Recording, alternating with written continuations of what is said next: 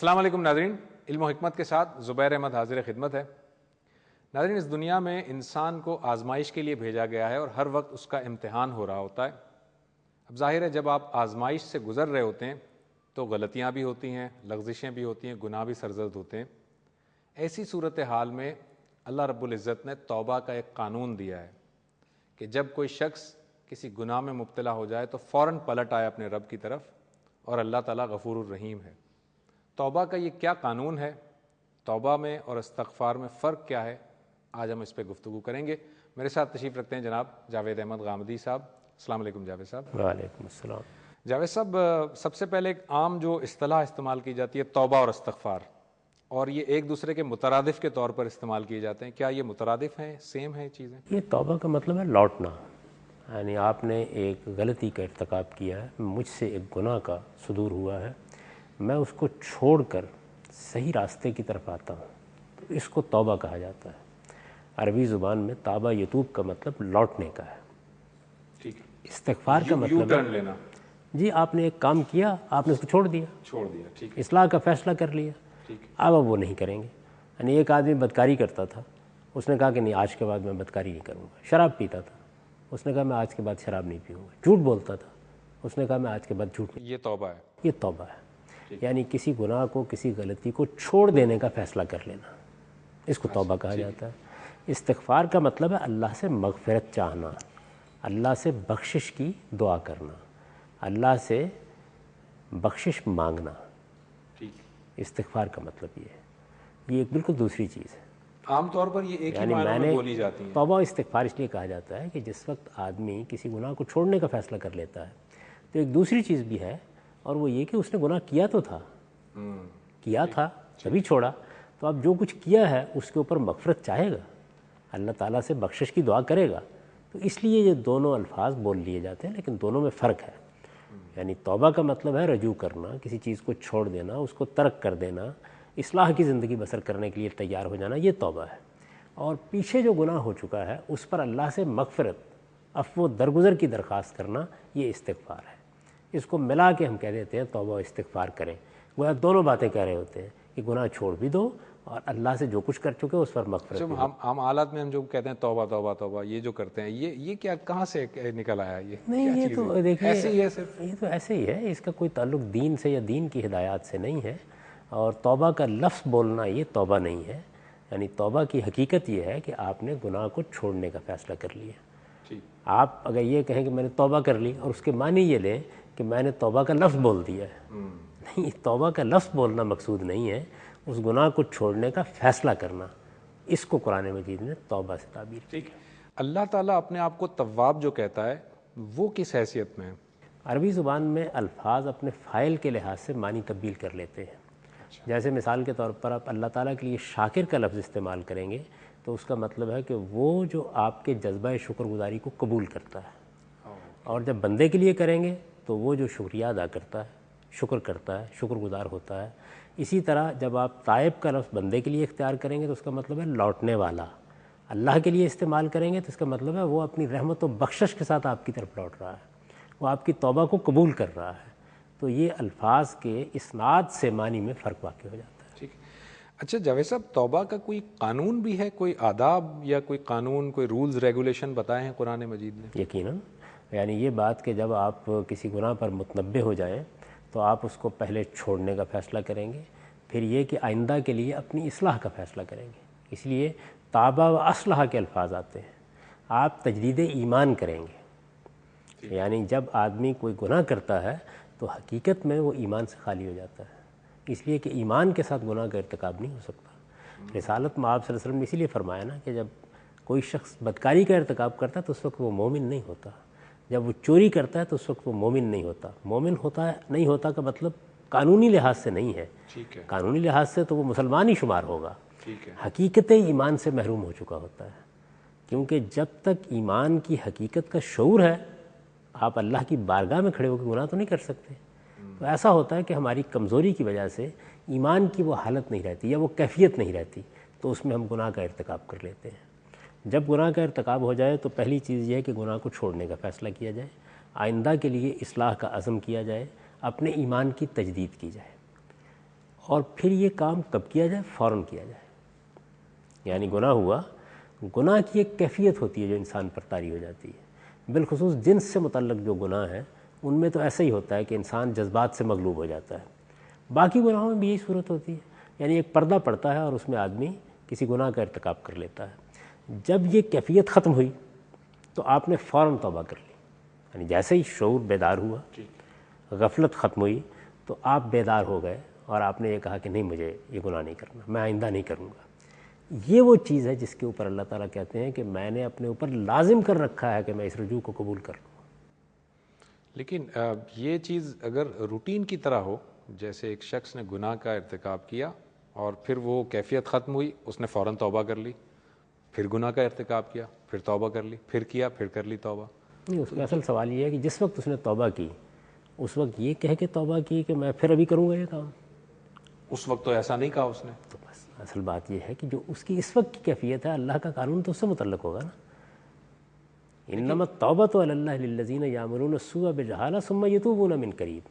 اللہ تعالیٰ کہتے ہیں کہ جن لوگوں نے گناہ کیا، گناہ کے فوراً بعد، یتوبون من قریب، گناہ کے فوراً بعد رجوع کر لیا. اور گناہ کا ارتکاب کس طرح ہوا تھا؟ یعملون السوء بجہالہ، یعنی جذبات کا غلبہ ہوا، سرکش نہیں تھے، خدا کے مقابلے میں اکڑ کر نہیں کھڑے ہو گئے تھے. ٹھیک ہے.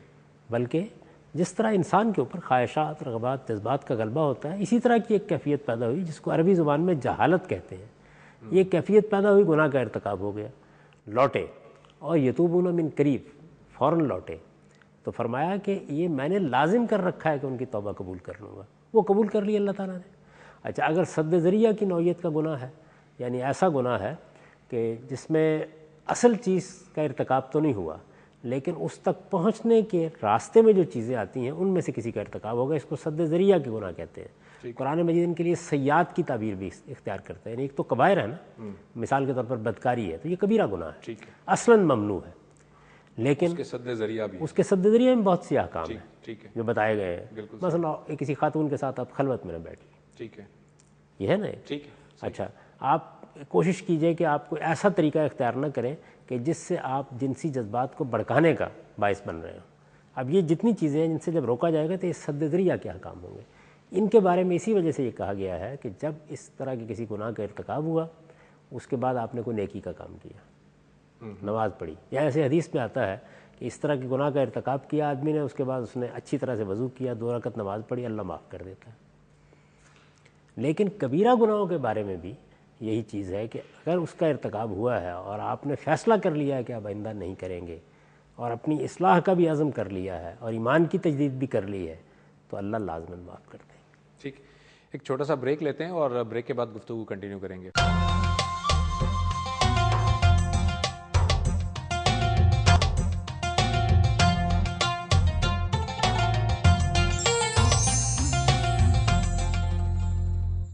ویلکم بیک ناظرین. جاوید صاحب، یہ جو ابھی آپ نے بریک سے پہلے بات بتائی یہ تو غالباً ان گناہوں کے بارے میں ہے کہ جن کا تعلق بندے اور اللہ کے درمیان ہے. بعض ایسے معاملات بھی ہوتے ہیں جس میں کوئی دوسرا بندہ جو ہے وہ بھی متاثر ہوتا ہے، تو ایسی صورت میں توبہ کا طریقہ کار کیا ہوگا؟ اس کے لیے ضروری ہے کہ آپ اس کی تلافی کریں. اگر آپ نے بندوں سے متعلق کسی جرم کا ارتکاب کیا ہے تو پھر توبہ صرف زبان کی حد تک کرنا یا ارادے کی حد تک کرنا یہ تو کافی نہیں ہوگا. پھر اس سے آگے بڑھ کر آپ کو ازالہ کرنا ہوگا، اس شخص سے معافی مانگنی ہوگی. اگر آپ نے اس کا روپیہ دبا لیا ہے، آپ نے اس کا کوئی حق مار لیا ہے تو اسے ادا کرنا ہوگا. اسی کو قرآن مجید اصلاح کرنے سے تعبیر کرتا ہے. یعنی وہ یہ کہتا ہے نا کہ صرف توبہ کافی نہیں، اصلاح بھی ضروری ہے. تو اصلاح کا ایک پہلو تو یہ ہے کہ آئندہ کے لیے آپ وہ کام نہیں کریں گے. ایک پہلو یہ ہے کہ جو آپ نے غلطی کی ہے اس کی تلافی کریں گے. اپنے رویے کی اصلاح کرنا ہوگی نا. میں نے کسی خاتون کے مکان پر قبضہ کر لیا ہے، خدا نخواستہ، اب میں یہ کہتا ہوں کہ یہ بڑا جرم ہو گیا، توبہ کر رہا ہوں، مکان نہیں چھوڑ رہا، تو یہ توبہ نہیں ہوئی نہیں. لیکن بعض ایسے ہوتے ہیں جو ناقابل تلافی جرم ہو جاتے ہیں، اس صورت میں کیا ہوگا؟ یعنی بڑی سنگین صورتحال پیدا ہو جائے گی اگر ناقابل تلافی معاملہ ہو گیا ہے. ناقابل تلافی معاملے کی دیکھیں نا، ایک صورت یہ ہے کسی کو قتل کر دیا آپ نے، وہ آدمی اب دنیا میں موجود نہیں ہے، اس سے جو کچھ معاملہ پڑھنا ہے آخرت میں جا کے پڑھنا ہے. بالکل ایسی کچھ صورت نہیں کہا جا سکتا وہ معاف کرے گا, کچھ نہیں کہا جا سکتا کہ وہ آپ کو ماخوذ قرار دے دے گا. اس میں تو آپ کے پاس لینے اور دینے کے لیے بھی کچھ نہیں ہوگا. نیکیاں ہیں, ازالہ پھر کیسے کیا جائے جاوید صاحب اس؟ یعنی اسی چیز کو بیان کیا گیا نا حدیث میں کہ پھر آپ کو نیکیاں اس کے کہنے پر اس کو دینی پڑیں گی اور اس کی برائیاں اپنے کھاتے میں لینی پڑیں گی. یہ بڑی سنگین صورتحال ہے. بہت زیادہ. اچھا, اسی طریقے سے اگر آپ دنیا میں کسی کے ساتھ کوئی زیادتی کرتے ہیں, کوئی ظلم کرتے ہیں, اور یہ معلوم ہوتا ہے کہ اب ازالے کی کوئی صورت نہیں رہی, تو پھر آپ ازالے کی شکلیں بھی سوچتے رہیں گے, اختیار کریں. کچھ بھی نہیں کر سکیں گے تو آپ اس کے لیے استغفار کیجیے, اس بندے کے لیے دعائے خیر کریں. دعائے خیر کیجیے. اس کے اہل و عیال, اس کے رشتہ دار, اس کے اقربا دنیا میں اگر موجود ہیں تو ان کے ساتھ کوئی حسن سلوک کریں. یعنی ازالے کی کوئی نہ کوئی صورت آپ کو اختیار کرنی ہے.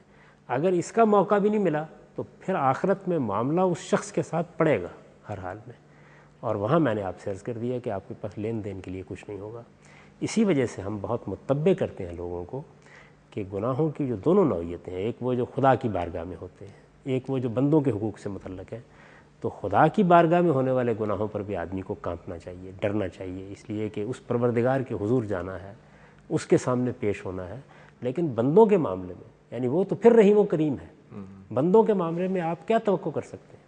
کچھ نہیں کہا جا سکتا کہ ان کا رویہ وہاں کیا ہوگا. اس میں اور بھی زیادہ محتاط ہونا چاہیے. کوئی شخص اگر بددیانتی کرتا ہے, خیانت کرتا ہے, کم تولتا ہے, ملاوٹ کرتا ہے, تو وہ اصل میں حقوق العباد سے متعلق گناہ کا ارتکاب کر رہا ہے. وہ خدا کا بھی مجرم ہے, ان بندوں کا بھی مجرم ہے. جب میں نے ملاوٹ کر کے کوئی چیز آپ کو دے دی, جب آپ کو کم تول کر دے دیا, جب آپ کا مال کھا لیا, جب غبن کر لیا. اب مثال کے طور پر دیکھیے نا کہ ایک تو وہ غبن اور وہ خیانتیں ہیں جو فرد کی حیثیت سے ہوتی ہیں, ایک وہ خیانتیں اور وہ غبن ہیں جو ریاست کی سطح پہ ہوتے ہیں.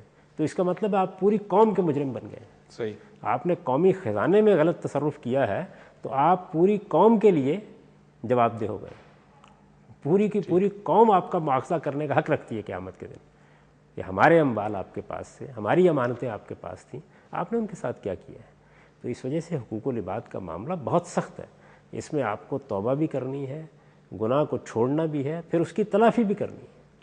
جاوید صاحب, یہ ابھی آپ نے جو بات بتائی واقعی بڑی سنگین ہے. ایک شخص اس دنیا سے چلا گیا, آپ اس سے معافی نہیں مانگ سکتے. لیکن نبی صلی اللہ علیہ وسلم نے صحابہ کرام کو ایک روایت سنائی تھی جس میں ایک شخص نے 100 قتل کر دیے تھے, اور ظاہر ہے ان 100 جو مقتولین تھے ان سے تو اس نے کوئی معافی نہیں مانگی, مگر اللہ تعالیٰ سے اس نے سچی توبہ کی اور اللہ تعالیٰ نے اسے معاف کر دیا تھا. ایسی بھی صورت تو نکل سکتی ہے. دیکھیے, قتل ہو یا کوئی اور جرم, اس میں آدمی خدا کا بھی مجرم ہوتا ہے, بندے کا بھی مجرم ہوتا ہے. ٹھیک. تو خدا تو معاف کر دے گا.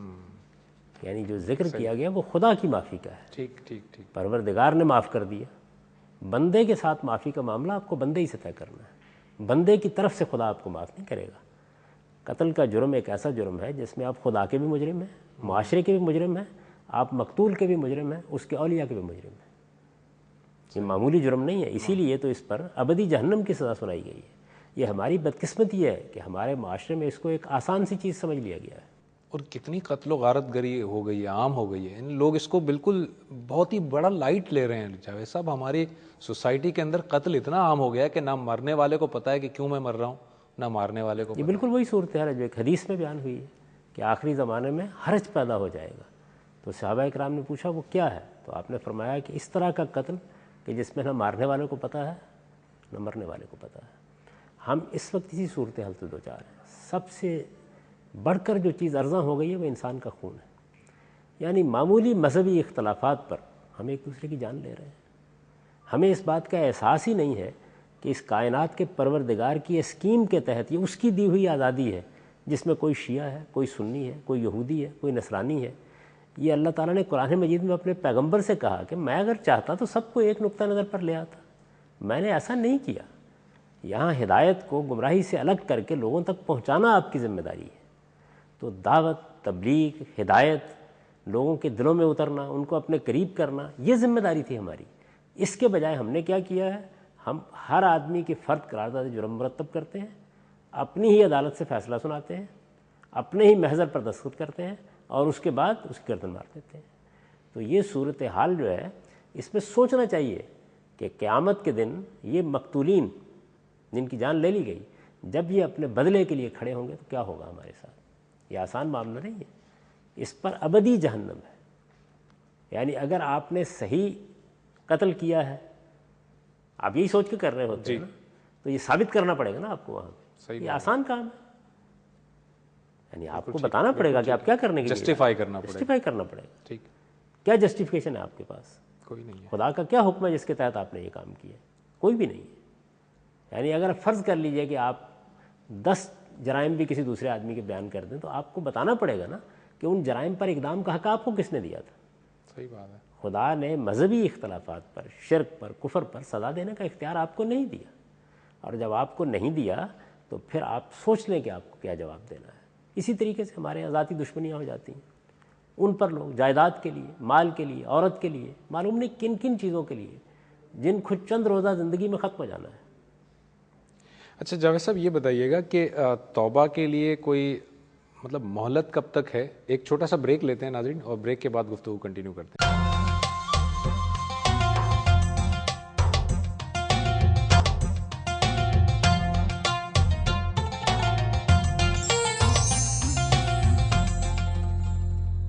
ویلکم بیک ناظرین۔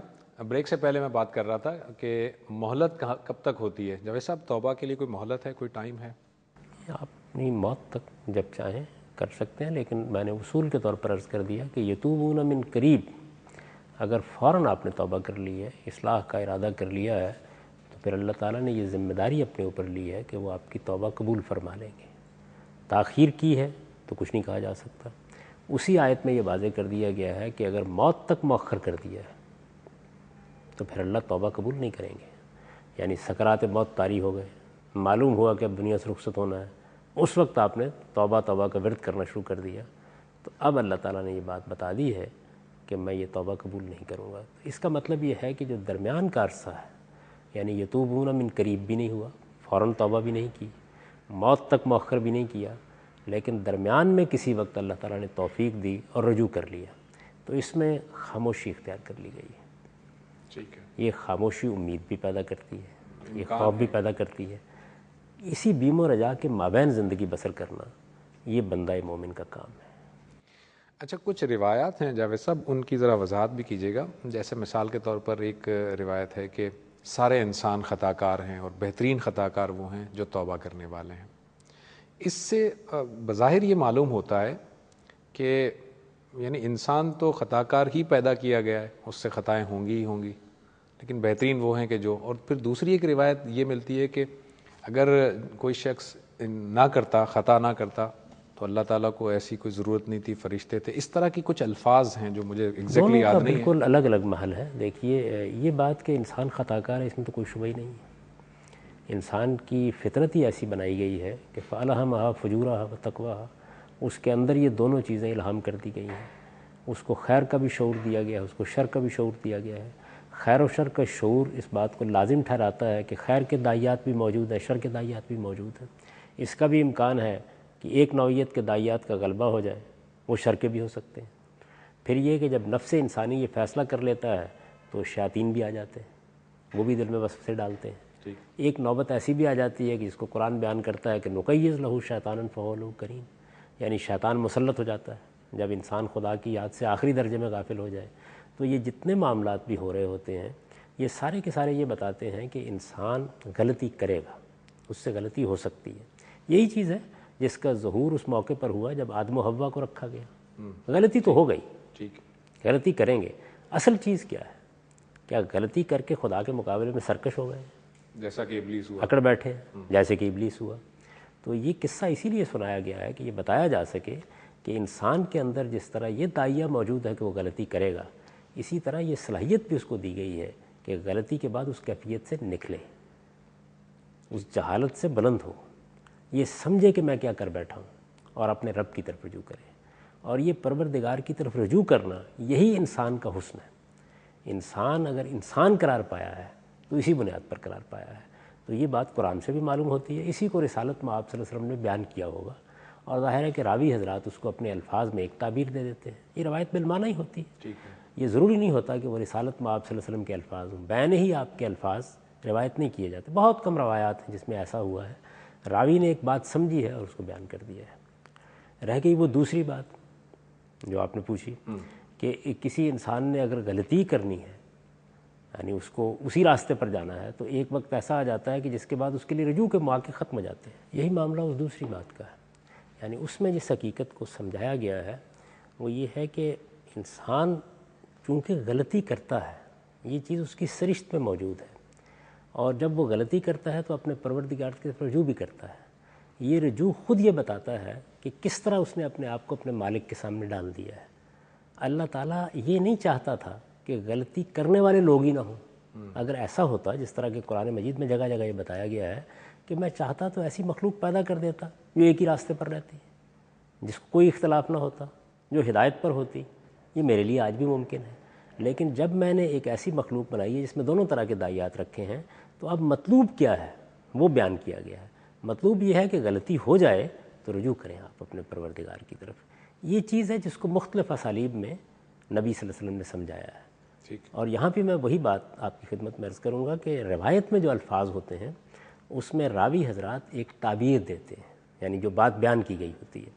جب آپ کوئی بات کر رہے ہوتے ہیں تو اس کا ایک پس منظر ہوتا ہے، اس کا ایک سیاق و سباق ہوتا ہے، اس میں آپ بات بیان کرتے ہیں۔ لیکن جس وقت دوسرا آدمی اس کے کسی ایک جملے کو لے کر آپ کو بیان کرتا ہے تو وہ پورا پس منظر بیان نہیں کرتا۔ قرآن مجید کو بھی اگر آپ پڑھیں تو وہ جگہ جگہ اس اصول کو بیان کرتا ہے کہ خدا نے انسانوں کو جس قانون پر بنایا ہے وہ یہ نہیں ہے کہ وہ غلطی نہیں کریں گے، وہ یہ نہیں ہے کہ ان سے کسی خطا کا صدور نہیں ہونا چاہیے، وہ یہ ہے کہ وہ اپنے رب کی طرف رجوع کرنے والے ہونے چاہیے۔ اہل ایمان کی جو اعلیٰ ترین صفات بیان کی گئی ہیں قرآن مجید میں، ان میں تائبون، تائبات، یہ ایک بڑی صفت ہے، یعنی بار بار رجوع کرنے والے۔ آپ نے پوچھا تھا تھوڑی دیر پہلے کہ اگر ایک انسان غلطی کرتا ہے پھر توبہ کر لیتا ہے، پھر غلطی کرتا ہے پھر توبہ کر لیتا ہے، اس سے بھی کوئی فرق نہیں پڑتا۔ سوال یہ ہے کہ وہ کھڑا کہاں ہے؟ سرکشی کے مقام پر کھڑا ہے۔ توبہ کرتے وقت ارادہ کر رہا ہے کہ میں دوبارہ گناہ کروں گا؟ نہیں، اس وقت وہ پورے خلوص سے توبہ کرتا ہے، پھر غلبہ ہو جاتا ہے، پھر جذبات میں بہہ جاتا ہے، پھر ایک کیفیت پیدا ہوتی ہے، اس میں غلطی۔ گویا نافرمانی میں اور سرکشی میں فرق ہے۔ اصل میں قرآن مجید کا اگر آپ بہت گہرا مطالعہ کریں تو یہ معلوم ہوتا ہے کہ یہ ساری سزا کس چیز پر ہے، گرفت کس چیز پر ہے، مواخذہ کس چیز پر ہے، وہ سرکشی ہے۔ آپ خدا کے مقابلے میں کھڑے ہو گئے ہیں یا ایک بندے کی جگہ پر کھڑے ہیں، عاجزی کے مقام پر کھڑے ہیں۔ آپ کے عجز کا ظہور جتنا غلطی کرنے کے بعد ہوتا ہے کسی اور صورت میں نہیں ہوتا۔ ایک چھوٹا سا بریک لیتے ہیں ناظرین، اور بریک کے بعد ایک دو اور روایات ہیں ان کی بھی وضاحت چاہیں گے جاوید صاحب سے، بریک کے بعد۔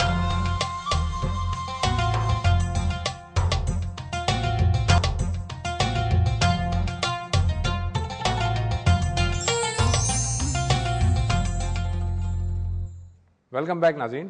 جاوید صاحب، ایک دو اور روایات ہیں، مثال کے طور پر یہ کہا جاتا ہے رمضان کے روزوں کے بارے میں ہے کہ جس نے روزے رکھے ایمان اور احتساب کے ساتھ اس کے پچھلے تمام گناہ معاف کر دیے گئے۔ حج کے بارے میں بھی اسی طرح سے آتا ہے کہ پچھلے تمام گناہ معاف کر دیے گئے۔ اس میں کوئی توبہ کا ذکر نہیں ہے، کچھ نہیں ہے، بس حج کیا آپ نے یا آپ نے رمضان کے روزے رکھے تو گناہ معاف ہو گئے۔ یہ کس کانٹیکسٹ میں ہم دیکھیں گے؟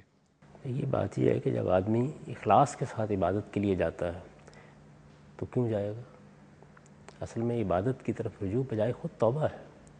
اس کا مطلب یہ ہے کہ اس نے اپنے رب کے سامنے اپنے آپ کو ڈال دیا ہے۔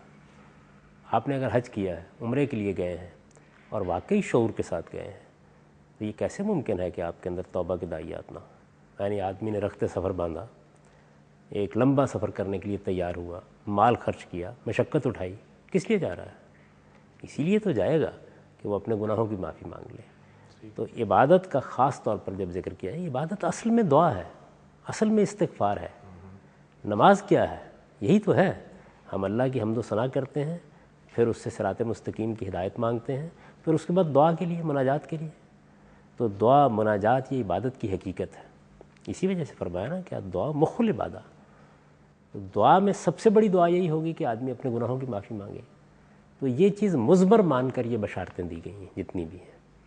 اسی وجہ سے میں نے آپ کو ایک حدیث کی طرف توجہ دلائی تھی جس میں رسالت میں آپ صلی اللہ علیہ وسلم نے فرمایا کہ آدمی نے گناہ کیا، پھر اچھا وضو کیا، پھر 2 رکعتیں بہت اچھے طریقے سے پڑھیں تو اللہ اس کے گناہ معاف کر دے گا۔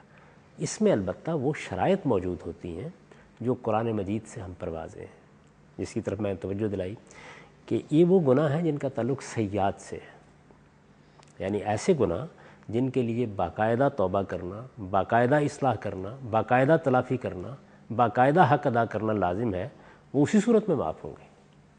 وہ شرائط اس کے اندر بھی مضمر ہیں۔ البتہ جو سیئات ہم سے ہوتی رہتی ہیں اور جو اللہ کے ساتھ کسی گناہ کا معاملہ ہوتا ہے. ابھی ہم حقوق العباد سے متعلق گناہوں پر گفتگو کر چکے ہیں کہ اس میں دو پہلو ہوتے ہیں. بندے کا حق تلف ہوا ہے, اللہ کا حق تلف ہوا ہے. ٹھیک ہے. یعنی تمام حقوق العباد اصل میں حق اللہ بھی ہیں. اللہ نے ان سے روکا ہے تو اس اعتبار سے ہم اللہ کی نافرمانی بھی کرتے ہیں. قتل کرتے ہیں تو صرف مقتول کی نافرمانی نہیں کر رہے ہوتے, یا مقتول پر زیادتی نہیں کر رہے ہوتے, یا مقتول کا حق تلف نہیں کر رہے ہوتے, ہم اپنے پروردگار کی نافرمانی بھی کرتے ہیں. تو اللہ تعالیٰ کے معاملے میں یہ عفو درگزر ہوتا رہتا ہے. نماز پڑھی اللہ نے معاف کر دیا, روزہ رکھا اللہ نے معاف کر دیا, حج کیا اللہ نے معاف کر دیا. آپ نے الذین یجتنبون کبائر الاثم والفواحش, آپ ارادہ کر کے بڑے بڑے گناہوں سے بچتے رہے, فرمایا چھوٹے ویسے ہی معاف کر دیں گے. تو یہ خدا کا عفو درگزر ہے, یہ تو ہوگا. لیکن بندے کا معاملہ وہ اسی طرح ہے. آپ کو اس سے معافی مانگنی ہے, آپ کو اس کی تلافی کرنی ہے, آپ کو اس کے حق کا ازالہ کرنا ہے, یہ آپ پر لازم ہے. تو لوگ اس چیز میں فرق نہیں کرتے کہ یہاں دو جرم ہوئے, ایک خدا سے متعلق, ایک بندے سے متعلق. جو آپ کو بشارت دی جا رہی ہے وہ تو اللہ اپنے بارے میں دے رہا ہے, میں معاف کر دوں گا, یہ کرو گے تو معاف کر دوں گا, نماز پڑھو گے تو معاف کر دوں گا. اور اس میں اصول بیان کر دیا, ان الحسنات یذہبن السیئات, یعنی جو نیکیاں آپ کرتے ہیں وہ برائیوں کو لے جاتی ہیں. یعنی اس کا مطلب بھی یہی ہے کہ اللہ تعالیٰ کے حضور میں جو گستاخی ہوئی تھی, جو کوتاہی ہوئی تھی, جو غلطی ہوئی تھی, وہ معاف ہو گئی. لیکن بندے کا حق اسی طرح قائم رہتا ہے, اس کو آپ کو ادا کرنا ہوتا ہے ہر حال میں. اور اللہ تعالیٰ نے بھی مثال کے طور پر کسی گناہ کا کفارہ عائد کر دیا آپ کے اوپر, کسی چیز کی تلافی کا کوئی طریقہ مقرر کر دیا ہے, تو اس میں بھی بہرحال اسی طریقے کو اختیار کرنا ہوگا. اس میں اصول یہ ہے کہ جب ایک بات بالاجمال بیان کی جاتی ہے تو اس کا مطلب یہ نہیں کہ باقی شرائط منفک ہو گئی ہیں, وہ موجود ہوتی ہیں ساری کی ساری, اس میں آپ سے آپ ہوتی ہیں, وہ آپ سے آپ ہوتی ہیں, ان کو وہاں دیکھ لینا چاہیے. ٹھیک, ایک چھوٹا سا بریک کرتے ہیں ناظرین, اور بریک کے بعد گفتگو کنٹینیو کریں گے.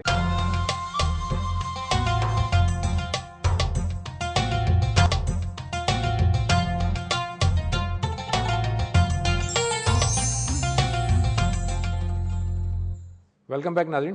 جاوید صاحب, بریک سے پہلے جو آپ بتا رہے تھے اس میں ایک چھوٹی سی اور وضاحت کر دیجیے گا. عام طور پر یہ سمجھا جاتا ہے, کہا جاتا ہے کہ جو صغیرہ گناہ ہیں, چھوٹے چھوٹے گناہ جو ہیں, وہ یہ کہ جب آپ کوئی نیکی کرتے ہیں تو وہ آپ سے آپ جو ہے وہ ختم ہو جاتے ہیں. لیکن جو کبیرہ گناہ ہیں ان کے لیے معافی مانگنا, استغفار کرنا, توبہ کرنا ضروری ہے. یہ دو جو ڈسٹنگوش کی جاتی ہیں جو چیزیں, اس کو ڈفرینشیٹ جو کر رہے ہیں ہم, یہ بات خود قرآن مجید میں بیان کر دی ہے. میں نے ابھی اس کا حوالہ دیا تھا آپ کو. قرآن مجید یہی کہتا ہے کہ الذین یجتنبون کبائر الاثم والفواحش. اب دیکھیے, فواحش میں بھی کبائر ہیں, صحیح ہے, اور اسم میں بھی کبائر ہیں. یعنی جو حق تلفیاں ہوتی ہیں, وہ خدا کی حق تلفی ہو, وہ بندوں کی حق تلفی ہو, سب میں کبائر ہیں. اگر کوئی آدمی کبائر سے بچا رہتا ہے تو سیئات معاف کر دی جاتی ہیں.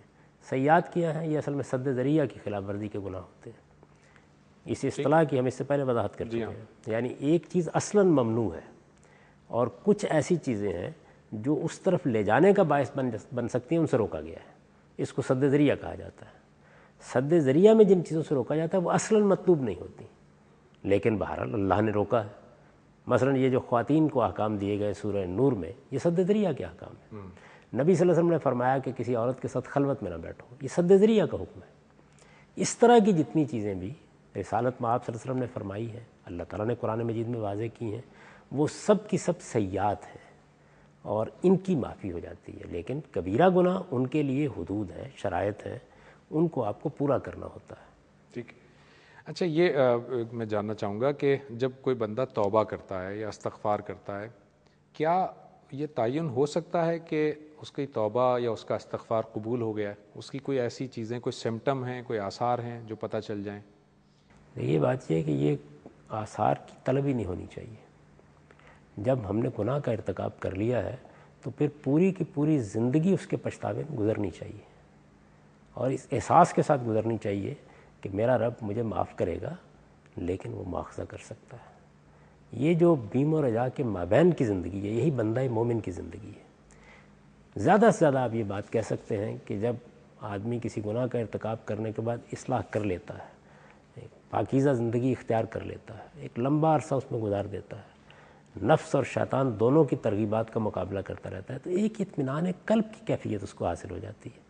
لیکن وہ اطمینان قلب کی کیفیت بھی سارے پردے اٹھا نہیں دیتی, کشف حجاب نہیں ہو جاتا.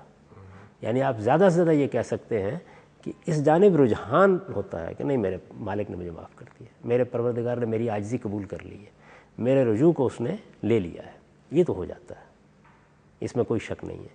لیکن یہ بات کہ آپ حتمی طور پر اس نتیجے پر پہنچ جائیں، نہیں، آدمی کو وہیں کھڑا رہنا چاہیے جس جگہ سے سیدنا ابوبکر صدیق کے بارے میں بیان کیا جاتا ہے کہ انہوں نے اپنے بارے میں فرمایا تھا کہ اگر مجھے یہ بتایا جائے کہ ساری دنیا جہنم میں ڈال دی جائے گی، ایک آدمی محفوظ رہے گا، تو مجھے اپنے رب سے امید ہے کہ وہ میں ہوں گا، اور اگر یہ بتایا جائے کہ ساری دنیا جنت میں جائے گی، ایک شخص کو جہنم میں ڈال دیا جائے، تو میں ڈرتا ہوں کہ کہیں میں وہ نہ ہو جاؤں۔ تو یہ جو خوف و رجا کے مابین، خوف اور امید کے مابین زندگی بسر کرنا ہے، یہی اصل میں ایک بندہ مومن کی زندگی ہے۔ اور یہ خوف و رجا کہاں سے پیدا ہوتے ہیں؟ ایک آدمی جس کے اندر ایمان ہے وہ موت سے کیوں ڈرے گا؟ کوئی وجہ نہیں ہے۔ ہم سب موت سے ڈرتے ہیں، کیا سبب ہے اس کا؟ ایمان کے باوجود موت سے ڈرتے ہیں، اپنے گناہوں سے ڈرتے ہیں، خدا کے سامنے پیش ہونا ہے، پیشی کے لیے تیار ہیں یا نہیں؟ یہ خوف، یہی در حقیقت ایمان کی حقیقت ہے۔ یعنی اس کا مطلب کیا ہے؟ اس کا مطلب یہ ہے کہ آپ کو اندیشہ ہے کہ آپ اپنے رب کی گرفت میں نہ آ جائیں۔ اس اندیشے ہی سے استغفار کا جذبہ پیدا ہوتا ہے، اسی سے ذکر اللہ کی کیفیت پیدا ہوتی ہے، اسی میں آدمی کوشش کرتا ہے کہ حسنات کی طرف رجوع کرے۔ اور اگر آپ کو ہر موقع کے اوپر یہ بتا دیا جائے کہ یہ گناہ بھی معاف ہوا، یہ غلطی بھی ختم ہوئی، تو یہ تو وہی بات ہوگی کہ جیسے آپ کو موت اور قیامت کا وقت بتا دیا جائے، تو پھر آپ طے کر کے فیصلہ کر لیں گے کہ اتنا عرصہ تو گناہ کرنے ہیں، آپ اس کے بعد نیکی کر لیں گے۔ نہیں، اللہ تعالیٰ نے جو قانون بنایا ہے اس میں کوئی شک نہیں کہ اس کے اندر بڑی حکمت ہے، اور اس میں معاملہ ایسا ہی رہنا چاہیے۔ البتہ یہ بشارت دے دی ہے کہ اگر آپ نے فوراً بعد توبہ کر لی اور اصلاح کر لی ہے، تب میری طرف سے دنیا ہی میں بشارت ہے، گناہ معاف ہو گیا۔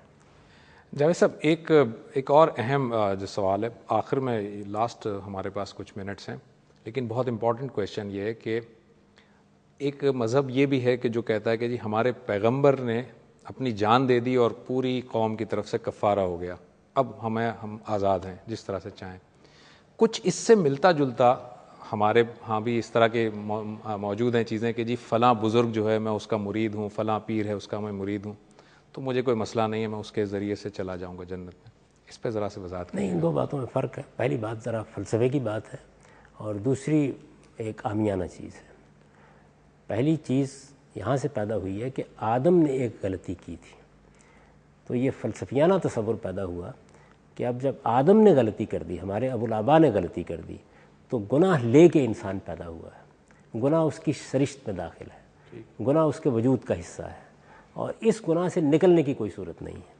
تو اس میں یہ فلسفہ تراشا گیا کہ خدا نے پھر اپنا بیٹا بھیجا، اس نے ایک جسدی ظہور اختیار کیا، اور جب وہ بیٹا صلیب پر چڑھ گیا تو اس طرح گویا اس نے اس گناہ کا کفارہ ادا کر دیا۔ چونکہ مذہبیات میں کفارے کا تصور موجود ہے، ایسا ہے نا کہ آپ سے اگر قتل خطا ہو گیا تو اس کا کچھ کفارہ مقرر کیا گیا ہے، تو وہ اس کو کفارے کے اس تصور سے وابستہ کرتے ہیں۔ وہ کس گناہ کا کفارہ ہوا ہے؟